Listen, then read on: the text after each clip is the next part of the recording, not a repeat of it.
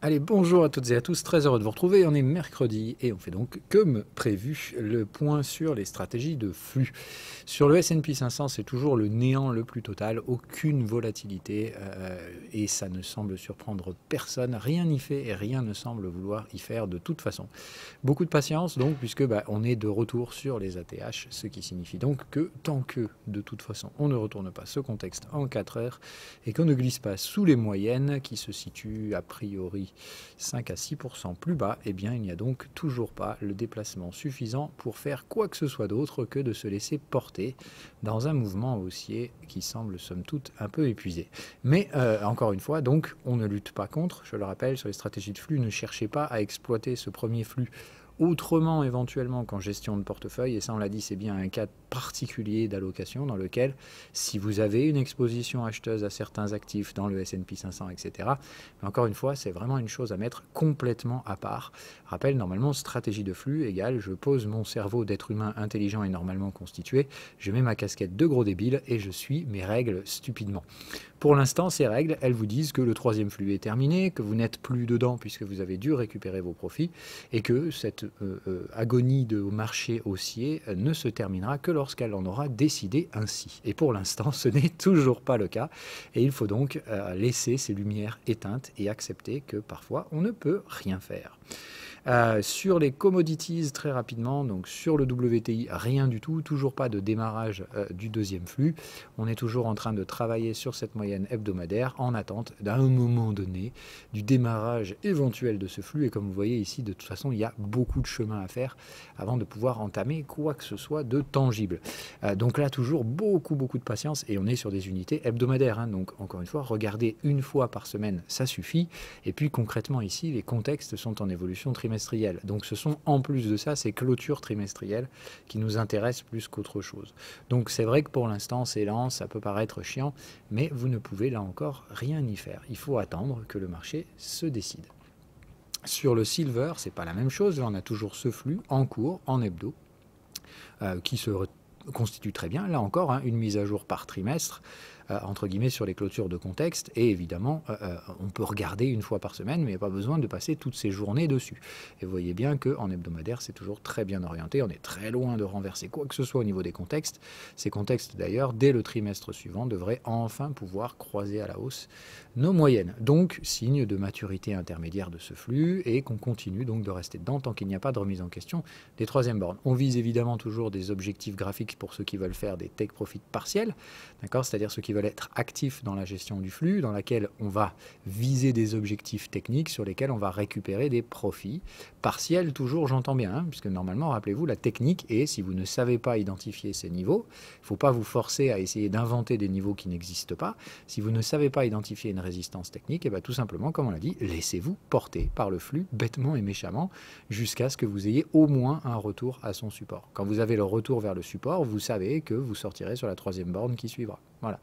Et en l'occurrence, parfois, ça demande beaucoup de temps. Je vous rappelle ici, celui qui n'avait pas identifié cette zone, par exemple, sur 30 $, se retrouvait à sortir, et ben là, sur la troisième borne, cinquième du coup, puisque la troisième borne en retard s'était fabriquée ici.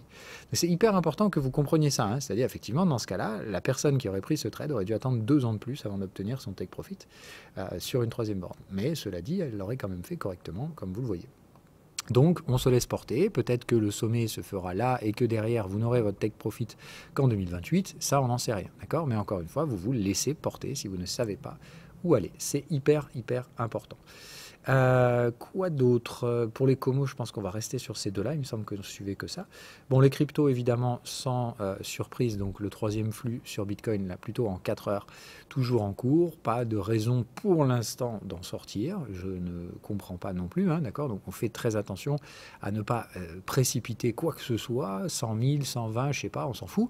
D'accord? Encore une fois, ayez un objectif si vous avez la capacité d'en créer un. D'accord? Moi, pour le coup, j'ai des objectifs swing qui se situent vers 120.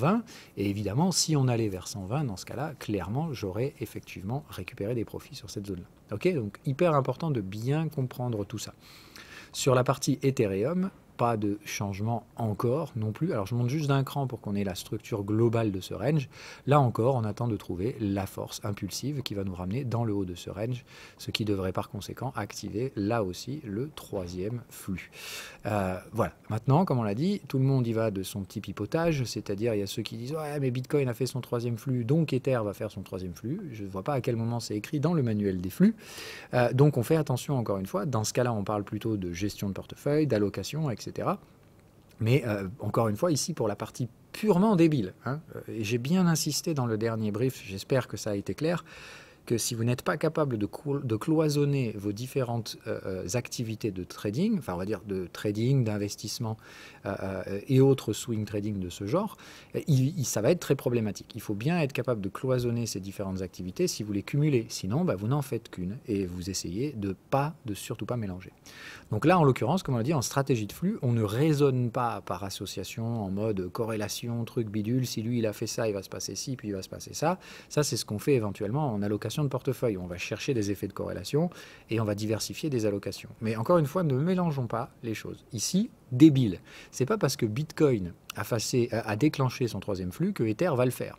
C'est pas parce que les deux premiers flux d'Ether ont été plus faibles que ceux de Bitcoin que le flux d'Ether sera plus faible que celui de Bitcoin. Vous n'en savez rien du tout, encore une fois. Les flux seront ce qu'ils sont, ils se déclencheront ou non, ils iront chercher des objectifs ou non, et certains seront plus ou moins violents que d'autres. Donc, on n'est pas là pour juger de quoi que ce soit. Ok ? La seule chose qu'on peut constater d'un point de vue stratégie bête et méchante de gestion du flux, Bitcoin a déclenché et confirmé son troisième flux, Ether non, Atom a déclenché son premier flux maintenant, Chainlink n'a pas encore déclenché son deuxième flux, mais il a tous les précurseurs pour le faire. Ici on serait même sur un flux en gestion en daily, hein, vous voyez, donc ici on a bien ce classique, ça dérouille, on déclare les contextes, on a toutes les alertes de volatilité, on revient faire la troisième borne et on se positionne en achat sur la moyenne. Dans ce cas-là, je vous rappelle, si vous devez de base être sur un trading en 4 heures, hein, puisqu'on l'a dit, vous avez un range mensuel évident sur Chainlink, la question, pour pouvoir l'appliquer en daily, il faut pouvoir valider d'une structure visible en trimestriel. Bon, là, en l'occurrence, pour ma part, c'est le cas. Hein, voilà. Donc, sur Chainlink, est-ce qu'on peut légitimement essayer de déclencher des stratégies de flux en daily? Pour ma part, la réponse est oui. Et vous voyez, encore une fois, qu'on obtient un panel d'optionnalités qui sont extrêmement contradictoires. Vous avez donc d'un côté un asset qui est plus proche de la fin que du début, Bitcoin, puisqu'il a déclenché et validé son troisième flux, autrement dit, à ce stade, il ne reste que la prise de profit finale avant des consolidations légitimes. Vous avez d'un autre côté Ether, ça traîne la patte, etc. Blablabla. On n'a pas encore déclenché le troisième flux. Et les deux premiers flux, quand on les compare à la taille relative de ce qu'a connu Bitcoin, hein, d'accord, vous voyez la taille du deuxième flux sur Bitcoin, c'était quand même quelque chose. Ici, on a fait 170, allez, on va dire 180% de croissance. Ici, vous voyez que sur Ether, on en était loin. D'accord? Donc, on fait quand même, encore une fois, très, très attention. Pardon, je vous dis des conneries. En plus, les 180, on les a fait. Mais voilà, on sous-performe un petit peu. Ok, vous voyez, c'est pas fou. Normalement, Ethereum devrait être plus volatile que Bitcoin. En l'occurrence, ici, on voit que ça n'a pas été le cas. Donc, on va voir ce que ça nous donnera sur le troisième flux. Mais, encore une fois, ne sortez pas vos corrélations et autres mécaniques douteuses du tiroir. Ce qu'on peut constater, par contre, donc, c'est que Chainlink, en l'occurrence, lui, nous valide une structure en daily. Avec un premier flux bien haussier ici. Aucun problème. On a bien un support trimestriel qui a été touché ici. D'ailleurs, je vous rappelle le gros range délirant qu'on avait eu sur Link ici en grosse accumulation. Pour ma part, ici, le retour sur ces zones-là déclencheront des stratégies de flux daily si et seulement si Chainlink s'affranchit de la zone des 22. D'accord? Et dans ce cas-là, ce sont les troisième bornes daily qui serviront pour ma part pour prendre des profits. Et vous commencez à dire, donc attendez, on est dans la même classe d'actifs, on a des actifs qui ont fait un troisième flux, d'autres qui en ont fait un deuxième, certains qui font plus fort, moins fort, d'autres c'est carrément pas du tout la même séquence, ils sont sur des flux daily, ils en sont au deuxième flux. Si vous vous amusez sur Atom, vous allez voir c'est encore plus rigolo, parce que là pour le coup c'est carrément encore plus violent, hein, c'est de dire ici la même chose, on est sur un support mensuel, qui pourrait en l'occurrence difficilement se retrouver en trimestriel, là on voit bien qu'on manque clairement un peu de bougie, mais on pourrait presque commencer à l'accepter. Donc on fait attention, ça veut dire Atom, il faut surveiller entre 4 heures et daily.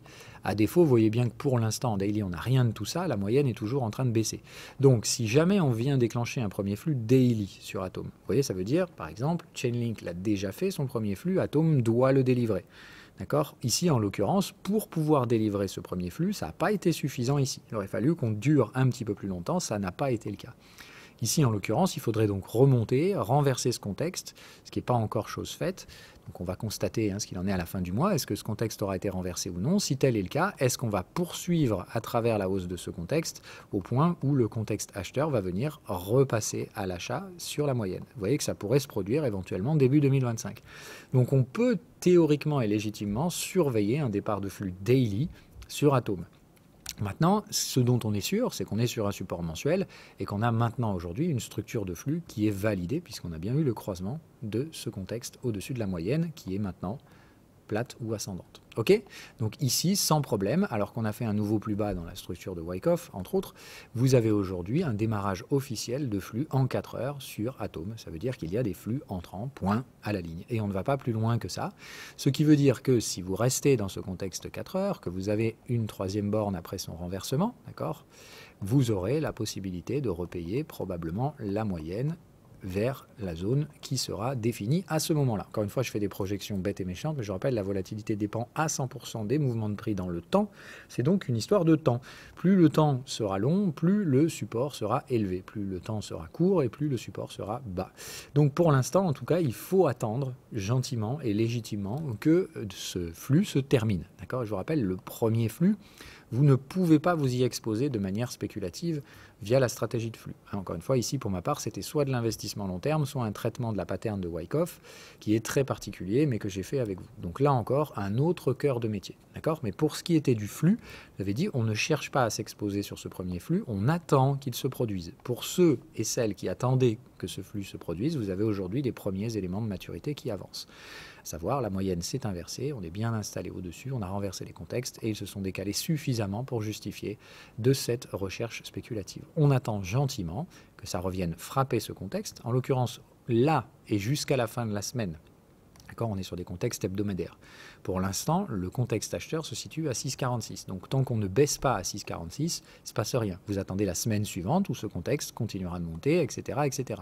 Dès qu'on revient frapper ce contexte, d'accord, vous surveillerez les troisièmes bornes en retard et autres structures de ce genre. D'accord. Une fois que la troisième borne est visible, vous pourrez payer ces moyennes, là où elles seront. Tout simplement. Ok ? Donc la stratégie, vous la connaissez, les règles sont simples, il n'y a pas à transgresser quoi que ce soit, il n'y a pas à inventer quoi que ce soit, restez simplement dans le bête et méchant. Et pour ma part, le bête et méchant ici, il nous dit que pour l'instant, on a un flux en 4 heures, qu'il faudra surveiller éventuellement son extrapolation sur du daily. Dans ce cas-là, encore une fois, on finit sa structure en 4 heures, on la trade si on est déjà dedans, et on peut tout à fait la déclencher derrière aussi sur l'horaire derrière. Voilà, c'est à peu près tout pour aujourd'hui. Je ne vois pas grand-chose d'autre à vous signifier. Donc on fait très très attention. Ok, alors je vais faire Solana aussi quand même parce que je ne vois pas pourquoi on ne le ferait pas. Donc rappel, ici on était sur des structures en 4 heures aussi comme tout le monde. Donc troisième et dernier flux sur Solana. Donc pareil, on fait attention. Le premier était par là de mémoire. Le deuxième très très long. Et attention, donc le troisième, il peut être très long, très court, on s'en fiche. Tout ce qu'on peut dire ici, c'est que dès qu'on renverse les contextes 4 heures sur Solana, il faudra récupérer ses profits et arrêter d'acheter cet asset pour très longtemps, puisque donc après une séquence de 3 flux, normalement derrière on se laisse porter. Rappel de ce qu'on a vu par exemple sur le S&P 500, se laisser porter ne veut pas dire vendre à découvert. Ok, donc c'est bien important, ça veut juste dire la structure haussière se termine, légitimement devrait se mettre en place une structure correctrice. Mais comme vous l'avez vu sur le S&P 500, en l'occurrence, cette structure correctrice, on l'attend depuis pratiquement 6 mois, d'accord, puisque le premier retournement de contexte avec troisième borne était intervenu en mai 2024, et depuis, comme vous le voyez, celui qui s'y se serait opposé serait plutôt dans la merde. Donc, on reste tranquillement actuellement dans un marché qui monte, mais qui refuse de se retourner jusqu'à ce qu'évidemment ça se produise. Donc on fait très attention à tout ça. S'il vous plaît, je vous invite encore à énormément de prudence et respecter vos règles. Voilà, c'est tout pour aujourd'hui. Bonne semaine à toutes et à tous. Ciao, ciao!